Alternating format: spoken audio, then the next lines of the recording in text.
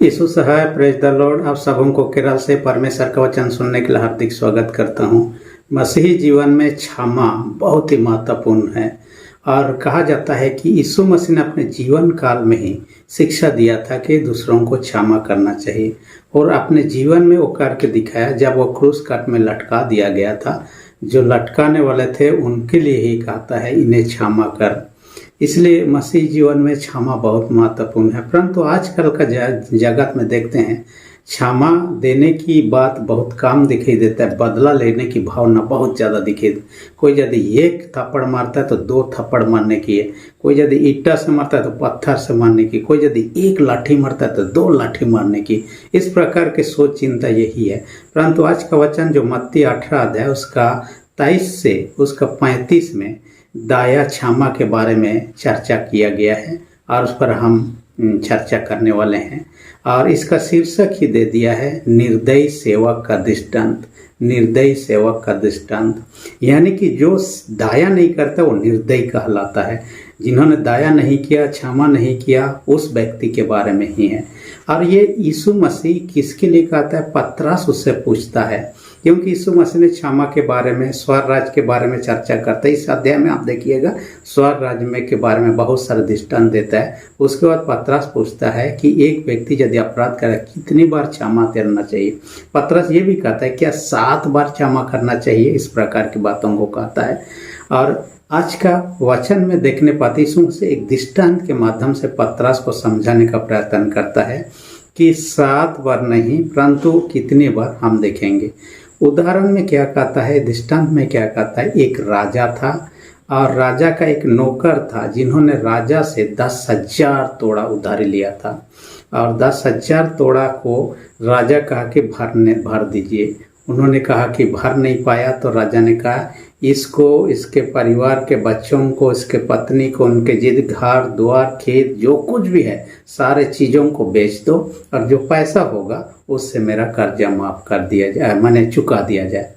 तब ये व्यक्ति राजा के पास में आता है, नीचे गिर जाता है और गिड़गिड़ाता है, राजा मुझ प्रति दया कीजिए, कुछ दिन का मोहलत दीजिए, कहीं से जुगाड़ करूँगा और मैं दे दूँगा। राजा उनके स्थिति को देखकर उनके प्रति दया दिखाया और कहा कि जाओ तब तुम्हारे सारे कर्जे माफ़ कर दिया। वो बहुत खुश हो जाता है, राजा का भवन से निकाल के जाने लगता है। रास्ते में अपने एक साथी को पाता है।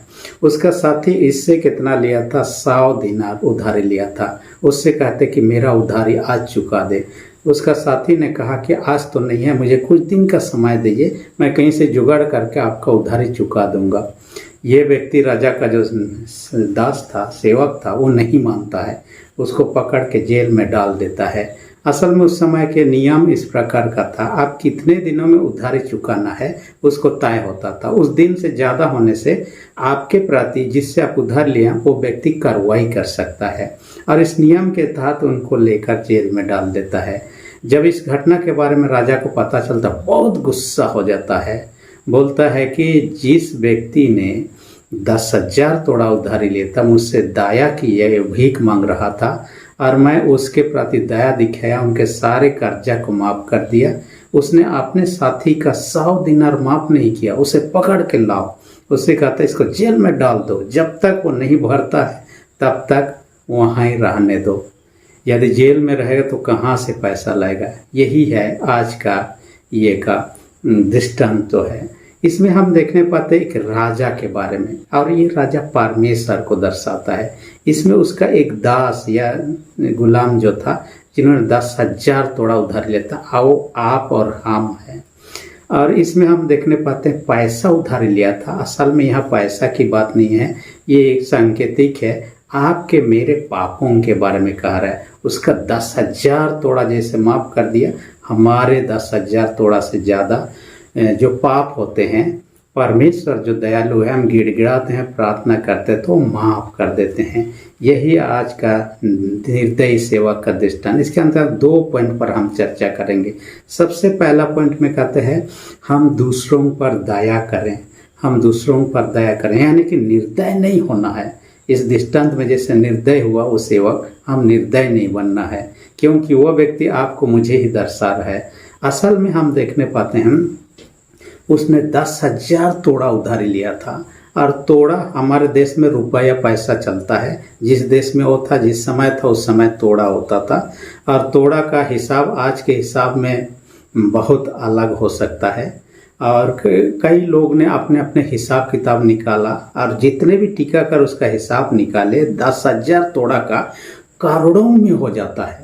कितना करोड़ एग्जैक्टली कई लोग अलग अलग करोड़ संख्या में निकाल रहे हैं, लेकिन कई करोड़ों में हो जाता है। लेकिन ये सेवक राजा से इतना उधार क्यों लिया, क्या करने, हमें नहीं पता। हो सकता है वो बिजनेस करना चाह रहा था, बिजनेस किया भी, लेकिन वो घाटा में चला गया या डूब गया होगा, ऐसा हम समझ सकते हैं। क्योंकि ये दृष्टांत है, उदाहरण है, यीशु मसीह लोगों को समझाने के लिए इस्तेमाल किया है। इसलिए 10,000 तोड़ा कई करोड़ रुपए, 1 करोड़ भी यदि होता, यदि उसका मजदूरी एक दिन का 1,000 भी रुपया होता, तो 30 दिन का 30,000 होता।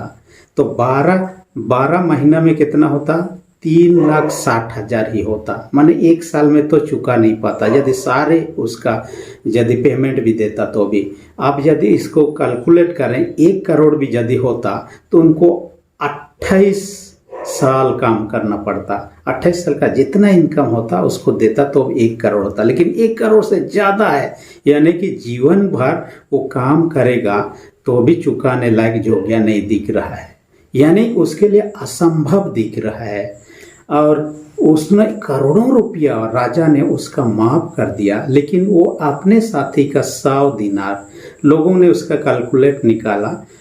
अब देखिएगा कई देश जो है दिनार का इस्तेमाल करता है, तो ये 1 दिनार में, मैं कुवैत दिनार का देख रहा था, उसमें देखता है 1 दिनार का 288 रुपया, यानी कि 1 दिनार का 288 रुपया, तो 100 दिनार का 2880 रुपया करीब हो जाता है, जो भी रहा। लेकिन इस व्यक्ति को यदि 1 महीना का 1,000 रुपया दरमा पाता, तो ये कहिए एक व्यक्ति का 1 महीना का पेमेंट हो सकता था उस हिसाब से, यदि 1,000 रुपया 1 दिन का होने से।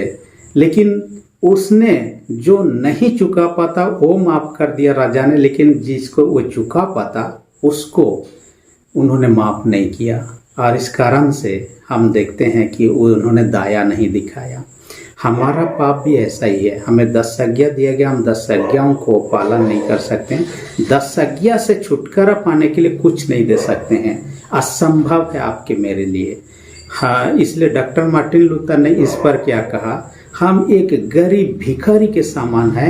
ईश्वर जितने पापों को क्षमा दिया है उसके बाद में उसको देने के मामले में गरीब भिखारी के सामने, ईश्वर के सामने इस हालात में है। और दया ना दिखाने का परिणाम उसको भुगतना पड़ा। बाद में जितना माफ हुआ था वो भी जेल में उसको डालना पड़ा। देखिए, जो हम करते हैं उसी का प्रतिफल मिलने वाला है।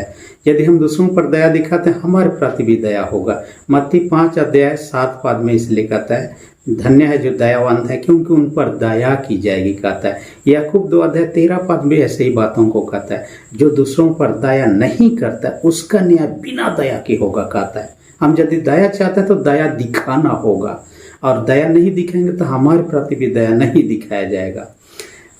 आपने एक घटना के बारे में सुना होगा।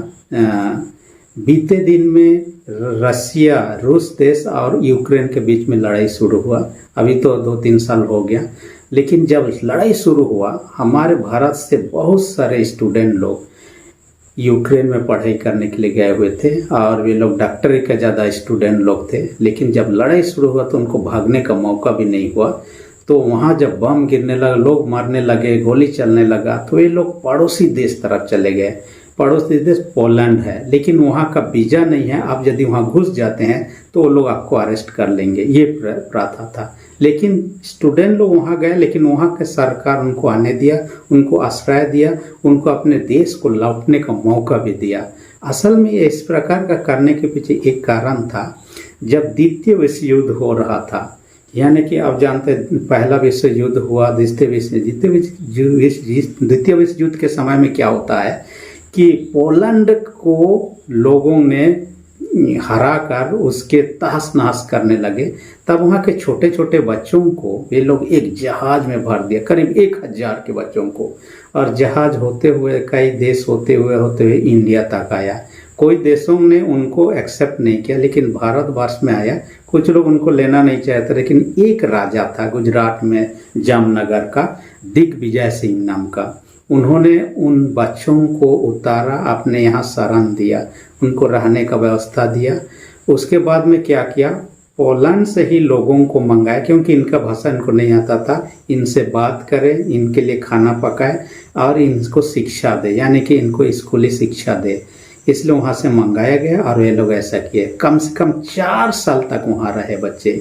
जब विश्व युद्ध खत्म हो गया 1942 से लेकर 1946 तक उनको यहाँ रहने का मौका मिला, और इनके प्रति इन्होंने दया दिखाया था। जब युद्ध समाप्त हो गया, उनको अपने घरों को, अपने देश को लौटने दिया। जब लौटने के बाद में उनको पता चला वो राजा दिग्विजय सिंह कितना अच्छा इंसान है। उन्होंने कहा तुम्हारे माता पिता नहीं है, हम तुम्हारे पिता हैं।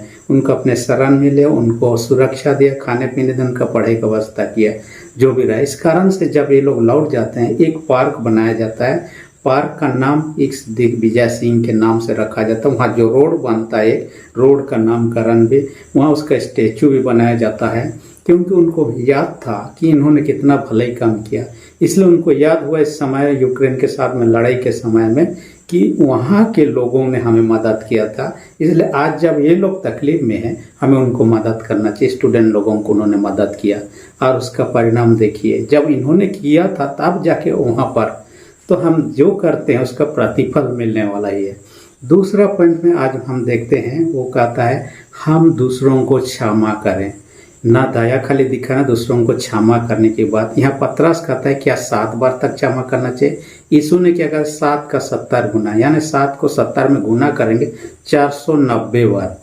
पतरस को इसलिए ऐसा लग रहा था क्योंकि आजकल को दुनिया में आप देखिएगा तो लोगों को के कहते हुए कम से कम एक मौका दीजिए, उनको एक गलती तो माफ किया जा सकता है, यानी एक गलती तक माफ करने। कुछ लोग तो माफ करना नहीं चाहते हैं, तुरंत ही उसका एक्शन लेते हैं, लेकिन एक गलती माफ किया जा सकता है। कुछ लोगों का ये भावना है कम से कम 2 टाइम, तीसरा में हम लोग देखते हैं उस पर एक्शन इस प्रकार का। इसमें कुछ लोग इस प्रकार का, यीशु ने कहा कोई यदि एक गाल पर थप्पड़ मारे तो दूसरा दिखा देना है। दूसरा दिखाने के बाद यीशु ने नहीं कहा कि तीसरा दिखाना है, क्योंकि गाल तो 2 है, उसके बाद आपका शुरू हो जाएगा। इस प्रकार का भावना है, जो भी रहा हो, लेकिन उस प्रकार। लेकिन यहूदी रबी लोगों का एक शिक्षा था, कोई व्यक्ति यदि अपराध करता है उसको 3 मौका देना चाहिए और चौथा में उनके प्रति कुछ करना चाहिए, इस प्रकार का भावना। इसलिए जब इन सारे शिक्षा होते हुए पतरस ने 7 बार कहा तो यीशु जरूर इसको मानेंगे, उनको लग रहा था। लेकिन यीशु ने ऐसा नहीं किया, 7 का 70 490, यानी डायरी मेंटेन करते रहना, कौन कितना बार किया। यीशु का ऐसा कहने का पीछे ये नहीं था, असीमित बार जब भी वो गलती करके पछतावा करता है उनको क्षमा देने के लिए आप मुझे तैयार रहना चाहिए। ये यीशु का कथन का ये मतलब है। जब हम दूसरों को माफ नहीं करते हैं तो हमारे अंदर में कड़वाहट बने रहता है, हम सच्चा शांति को महसूस नहीं कर सकते हैं। इसलिए मरकुस 11:25 में भी कहता है जब तुम खड़े होकर प्रार्थना करो, तुम्हारे मन में किसी के प्रति विरोध भावना है तो उसे क्षमा कर दो, ताकि तुम्हारी प्रार्थना रुक न जाए। मत्ती 6:14-15 में कहता है यदि तुम दूसरों का अपराध क्षमा नहीं करोगे, तुम्हारा अपराध भी क्षमा नहीं किया जाए। यदि तुम दूसरों का अपराध क्षमा करोगे तो तुम्हारा अपराध क्षमा किया जाएगा। इसलिए आपको मुझे क्या करना चाहिए, क्षमा करने के बारे में सोचना चाहिए, क्योंकि यीशु मसीह ने यही शिक्षा दिया है। आपने सुना होगा ग्राहम स्टैंस, जिनका जिंदा जला दिया गया था उड़ीसा में, उनके 2 बच्चों के साथ में गाड़ी के अंदर बांध करके वीर्योधन ने। उनके पत्नी ने बाद में जिन्होंने उनको जलाया था उनको दिल से माफ़ कर दिए, लेकिन माफ़ तो अपने मन में किया, अपने हृदय में किया, लेकिन कानून के अनुसार तो दोषी दर थे। उनको उम्र कैद की सज़ा, पहले तो फांसी की सज़ा तक हो गया था, बाद में उम्र कैद की सज़ा में बदली कर दिया गया और उनको सज़ा हो गया। तो ये कानून से तो बच नहीं सकते हैं, जो भी कि हमारे अंदर में उनके प्रति कड़वाहट ना रहे, इसलिए हम क्षमा देते हैं, लेकिन कानून से बच नहीं सकते हैं। परमेश्वर का न्याय से लोग बच नहीं सकते हैं, लेकिन हमें क्षमा की बात यहाँ सिखाया गया, इसलिए हमें क्षमा करना है ताकि हमारे अंदर की जो कड़वाहट है वो खत्म हो जाए, हम शांति से रह सकें, मेल प्रेम से रह सकें, हमारा जीवन धन्य जीवन होने पाए, जैसे यीशु ने शिक्षा दिया है। परमेश्वर ऐसा करने में आपकी हमारे सहायता रखो। आमीन। हम प्रार्थना। सेनाओं के जीत पिता धन्यवाद देते हैं। आज के वचन का हमसे बातें किया, हर एक सुनने वाले छोटे बड़े सबों को स्वर्ग आशीष से भर दे। जो लोग बीमार उनको यीशु के नाम से चंगाई दे। जिनके विश्वास कमजोर है उनके विश्वास को दृढ़ मजबूत कर। प्रार्थना यीशु के नाम से मांगते हैं, आमीन। यदि अब तक आपने मेरे चैनल को सब्सक्राइब नहीं किया, इसी घड़ी सब्सक्राइब कर दीजिए। वीडियो अच्छा लगे तो लाइक बटन को भी दबा दीजिए। धन्यवाद।